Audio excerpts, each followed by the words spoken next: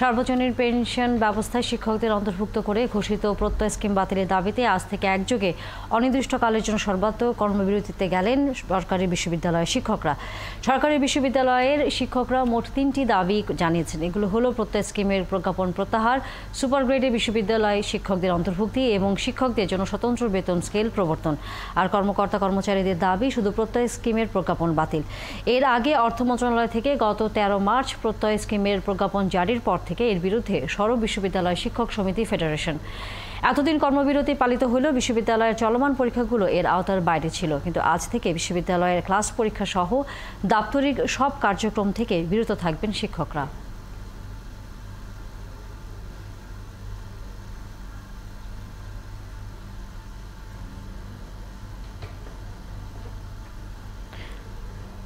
দর্শক, pension scheme নিয়ে প্রতিবাদ শুরু করেছেন ঢাকা বিশ্ববিদ্যালয়ের শিক্ষকরা। আমরা সেখানে সরাসরি যুক্ত হচ্ছি।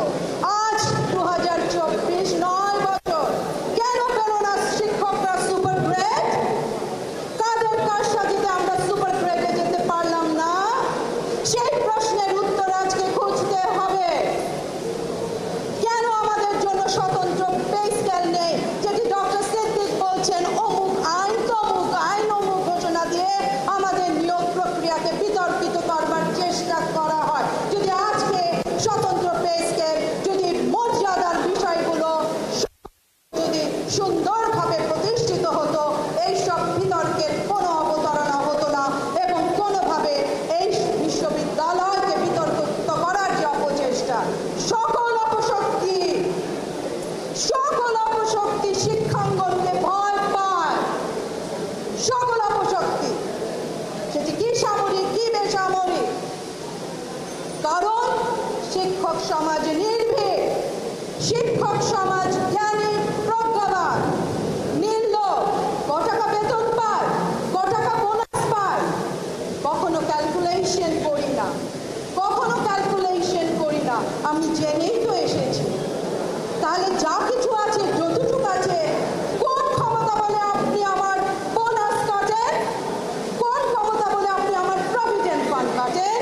কোন ক্ষমতা বলে আপনি আমার এজ লিমিট 65 থেকে আমাকে 59-এ আনার ষড়যন্ত্র করেন?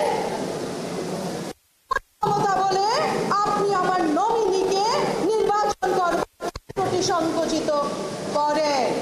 এই সকল প্রশ্নের উত্তর দিতে হবে, তা না হলে কোনোদিন এটি সর্বজনীন হবে না। সুতরাং বক্তব্য পরিষ্কার। সম্মানিত গণমাধ্যম কর্মী, অন্তরের অন্তঃস্থল থেকে ধন্যবাদ জানাই, ঢাকা বিশ্ববিদ্যালয় দিবসে শুভেচ্ছা জানাই। আপনারা প্রতিদিন কষ্ট করে আমাদের বক্তব্য শুনছেন, আপনারা নিজেরাও এখন অ্যানালাইজ করে বিভিন্ন রিপোর্ট তৈরি করছেন। আপনাদের ধন্যবাদ জানাচ্ছি আমাদের সাথে থাকবার জন্য, পাশে থাকবার জন্য, আমাদের বক্তব্য প্রকাশ করবার জন্য।